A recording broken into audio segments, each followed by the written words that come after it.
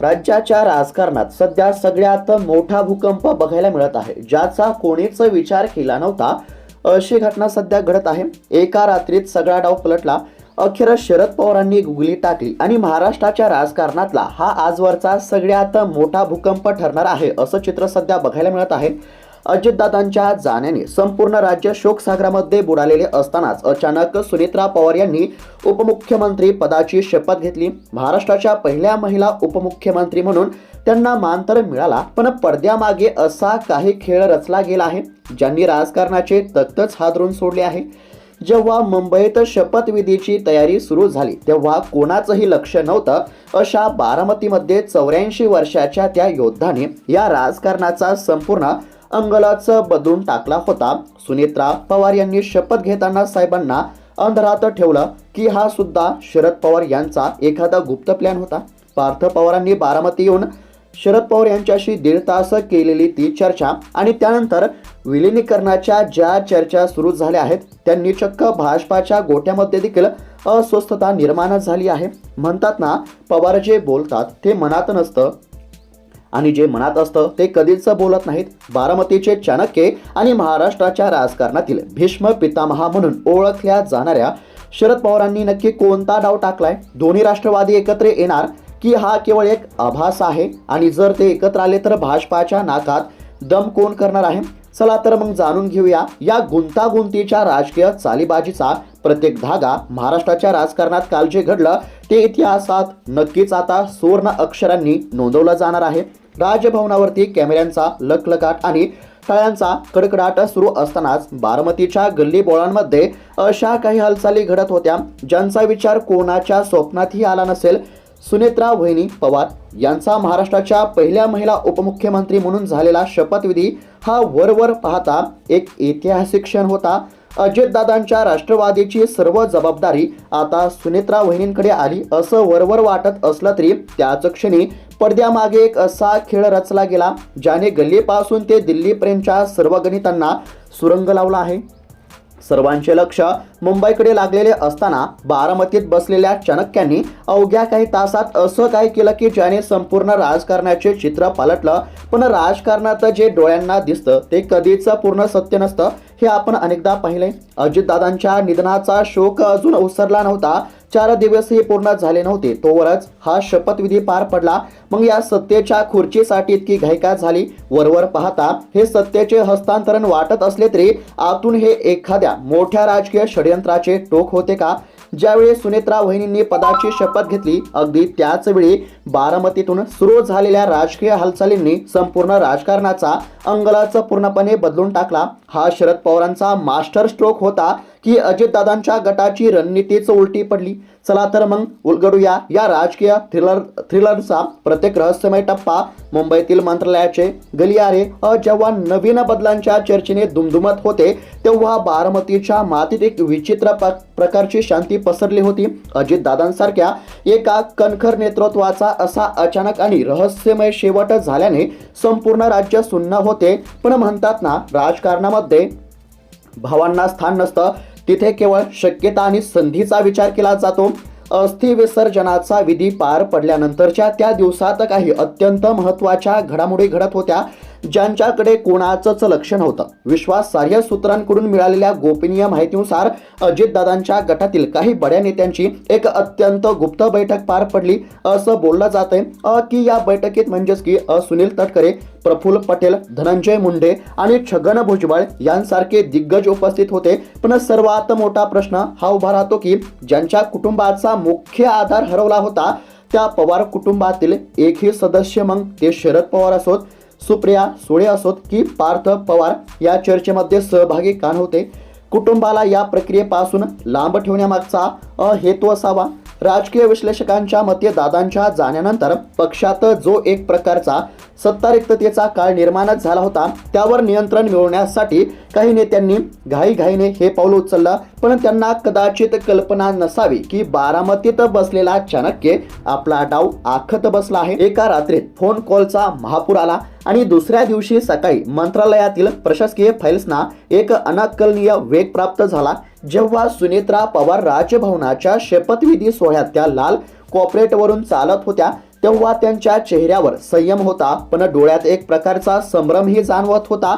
त्यांच्या पाठीमागे उभे असलेले पक्षाचे प्रमुख शिलेदार म्हणजेच धनंजय मुंडे, प्रफुल्ल पटेल, सुनील तटकरे आणि छगन भुजबळ यांच्या देहबोलीकडे जर आपण बारकाईने पाहिलं तर तिथे एक प्रकारचा आत्मविश्वास दिसत होता. त्यांना वाटत होतं की आपण एक मोठा डाव जिंकला आहे.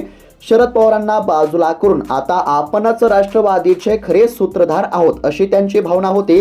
जोपर्यंत अजितदादा सक्रिय होते तोपर्यंत राष्ट्रवादीचे सत्ता केंद्र हे एकाच बिंदूवरती स्थिर होते. पण आता राष्ट्रवादीमध्ये एकाच वेळी 3 ते 4 नवीन सत्ता केंद्रे उदयाला येत असल्याचे चित्र तयार करण्यात आलं होतं. एका बाजूला धनंजय मुंडेची प्रशासकीय पकड आणि महत्वाकांक्षा, तर दुसऱ्या बाजूला तटकरे असतील, पटेल आणि भुजबळ यांची दिल्लीच्या दरबारामध्ये असलेली कमालीची जवळकीक. राजकीय वर्तुळामध्ये अशी कुजबूज सुरू झाली होती की सुनेत्रा वहिनींच्या सौम्य व्यक्तिमत्वाचा आधार घेऊन हे नेते पडद्यामागून सत्तेचा रिमोट कंट्रोल आपल्या ताब्यामध्ये ठेवणार आहेत. पण त्यांना हे माहीतच नव्हतं की शरद पवार इतक्या सहजतेने हार मानणारे नाहीत. जेव्हा शपथविधीचा सोहळा टीव्हीवरती लाईव्ह होत होता त्याच वेळी अंतर्गत गोटात खात्यांच्या वाटपावरून आणि मलाईदार मानल्या जाणाऱ्या विभागांवर एक सुप्त गुप्त संघर्ष सुरू झाल्याची माहिती समोर येत आहे. सर्वांना वाटलं की आता सुनेत्रा वहिनींकडे अर्थ खाते येईल. पण घडलं काय? मुख्यमंत्री देवेंद्र फडणवीस यांनी अर्थ खाते आपल्याकडेच ठेवले. या निर्णयाने स्पष्ट झालं की भाजप राष्ट्रवादीला केवळ नावाचं महत्त्व देणार आहे, खऱ्या सत्तेची सूत्रे मात्र आपल्याकडेच ठेवणार आहे. आणि या गोष्टीची जाणीव बारामतीत बसलेल्या शरद पवारांना पूर्णपणे होती. त्यांना माहीत होतं की जर तिजोरीच्या चाव्या वहिनींच्या हातात नसतील तर ते आपले नेतृत्व कसे सिद्ध करणार, आणि जर नेतृत्व सिद्ध करता आलं नाही तर मग हे चौघे किंगमेकर स्वतःची राजवट कशी चालवणार. आता कोणते किंगमेकर? तर या ठिकाणी छगन भुजबळ असतील, धनंजय मुंडे असतील, प्रफुल्ल पटेल असतील आणि सुनील तटकरे असतील. हे चौघे किंगमेकर स्वतःची राजवट कशी चालवणार? या सर्व प्रश्नांची उत्तरे शरद पवारांना चांगलीच माहीत होती आणि म्हणूनच त्यांनी आपला पहिला डाव खेळला. या संपूर्ण प्रकरणातील सर्वात मोठे वळण तेव्हा आले जेव्हा मुंबईत विजयाचा गुलाल उधळला जात असताना बारामतीतील गोविंद बागमधून एका मोठ्या राजकीय स्फोटाची पूर्वसूचना मिळाली. शरद पवार ज्यांना भारतीय राजकारणातलं चाणक्य मानले जाते ते तोपर्यंत पूर्णपणे शांत होते, पण त्यांची ही शांतता म्हणजे एका मोठ्या वादळापूर्वीचा सन्नाटा होता. हे कोणालाच कळलं नाही. अचानक मीडियाला निरोप दिला जातो की शरद पवार साहेब एका महत्त्वाच्या विषयावरती बोलणार आहेत. ज्या क्षणी साहेब माध्यमांसमोर आले त्या क्षणापासून महाराष्ट्राच्या राजकारणाचा पलटा दुसऱ्या बाजूला वळू लागला. पवारांनी अत्यंत संयम पण शब्दात धार ठेवत विधान केले की आम्हाला या शपथविधीबद्दल कोणतीही पूर्वकल्पना नव्हती. आम्हाला हे सर्वसामान्याप्रमाणे टीव्हीवरूनच समजले आहे. शपथविधीला जाण्याचा प्रश्नच येत नाही कारण आम्हाला बोलवलंच नाही. 84 वर्षाच्या या योद्धाने केवळ एका वाक्यात हे जगासमोर आणले की सुनेत्रा वहिनींना पुढे करून जो निर्णय घेतला गेला त्यामध्ये कुटुंबातील प्रमुखांना पूर्णपणे अंधारात ठेवले गेले होते. त्यांनी थेट कोणाचेही नाव घेतले नाही, पण त्यांचा रोग स्पष्ट होता की काही ठराविक मंडळी स्वतःच्या वैयक्तिक फायद्यासाठी आणि राजकीय अस्तित्वासाठी अजितदादांच्या वारसाचा वापर करत आहेत. या विधानानं जनतेत अशी भावना निर्माण झाली की एका ज्येष्ठ नेत्याला त्यांच्या उतरत्या वयात डावललं जात आहे आणि ज्या माणसाने राष्ट्रवादी काँग्रेसची निर्मिती केली त्यांनाच आता त्यांच्याच पक्षात दुर्लक्षित केलं जातंय. इथे एक जुना धागा जोडणं अत्यंत आवश्यक आहे आणि हा धागाच या संपूर्ण कथेचा सर्वात महत्त्वाचा भाग आहे. अजितदादांच्या निधनापूर्वीच्या काही आठवड्यांमध्ये राजकीय चर्चांना उधाण आले होते की दोन्ही राष्ट्रवादी पुन्हा एकदा एकत्र येणार आहेत. सूत्रांच्या माहितीनुसार खुद्द अजितदादांनी या संदर्भात 14 पेक्षा जास्त गुप्त बैठका घेतल्या होत्या. जयंत पाटील, सुप्रिया सुळे, अमोल कोल्हे आणि अगदी छगन भुजबळ यांच्याशी त्यांचे सकारात्मक संवाद सुरू होते. विलीनीकरणाची प्रक्रिया जवळपास 80% अधिक पूर्ण झाली होती असं देखील बोललं जाते. दोन्ही पक्षांच्या एकत्रीकरणाची रूपरेषा तयार झाली होती आणि फक्त औपचारिक घोषणेची वाट पाहिली जात होती. मग प्रश्न हा उरतो की दादांच्या अशा अचानक जाण्यानंतर हा पूर्णपणे तयार असलेला प्लॅन कोणी आणि का गुंडाळून ठेवला? शरद पवारांनी आपल्या संवादात एक अत्यंत महत्त्वाचं संकेत दिलं. त्यांनी सुचवलं की जर दोन्ही गट एकत्र आले असते तर पक्षातल्या काही नेत्यांचे किंगमेकर असण्याचे महत्त्व संपुष्टात आले असते. विलिनीकरण झालं असतं तर शरद पवार हे एकमेव नेतृत्व झाले असते आणि धनंजय मुंडे, प्रफुल्ल पटेल, सुनील तटकरे आणि छगन भुजबळ यांना त्यांच्या मार्गदर्शनाखाली काम करावं लागलं असतं. आपली राजकीय खुर्ची धोक्यात येऊ नये म्हणून या चौघांनी घाईघाईने सुनेत्रा वहिनींचे नाव उपमुख्यमंत्री पदासाठी पुढे करून विलिनीकरणाच्या शक्यतेला पूर्णविराम या ठिकाणी म्हणजेच की त्यांनी दिलेला आहे. पूर्णविराम देण्याचे कठोर पाऊल या चौघांनी उचलले का असा देखील म्हणजेच की प्रश्न आज संपूर्ण महाराष्ट्राला सतावत आहे आणि यावरच आता पुढची राजकीय हालचाल अवलंबून आहे. पण शरद पवार हे केवळ विधान करून बसणारे नाहीत, त्यांच्या प्रत्येक चालीमागे एक सखोल विचार असतो आणि म्हणूनच त्यांना राजकारणातला चाणक्य म्हटलं जातं. त्यांनी आपली नाराजी जाहीर केली होती हे खरं, पण त्याच वेळी त्यांनी आपला दुसरा डावही खेळला होता आणि तो डाव होता पार्थ पवारांना बारामतीत बोलवणे. ज्यावेळी सुनेत्रा वहिनी मुंबईत शपथ घेत होत्या त्याच वेळी पार्थ पवार बारामतीमध्ये दाखल झाले. अचानक पार्थ पवार बारामतीत का आले? मुंबईमध्ये इतका मोठा कार्यक्रम होत असताना ते तिथे का नव्हते? आणि सर्वात महत्त्वाचं म्हणजे ते आपल्या घरी न जाता थेट शरद पवार साहेबांच्या घरी का गेले? या सर्व प्रश्नांची उत्तरे लवकरच समोर येणार होती. नातू आणि आजोबांमध्ये काय खलबत्ता सुरू असू शकतात याकडे आता सगळ्या महाराष्ट्राचे लक्ष लागलं होतं. काही मीडिया चॅनल्सने तिथे पुन्हा एकदा विखुरलेला पक्ष एकत्र आणण्याचे डाव टाकले आहेत आणि यामध्ये आता दिल्लीची ताकद सुद्धा साहेबांच्या पाठीशी उभी राहताना दिसते. राज्यात ज्या सुनेत्रा वहिनींचे नाव मोठे केले जात असले तरी दिल्लीतील सत्तेचा चाबूक फिरवण्यासाठी साहेबांकडे असे कोणते ब्रह्मास्त्र आहे ज्याचा विचार भाजपानेही केला नसेल?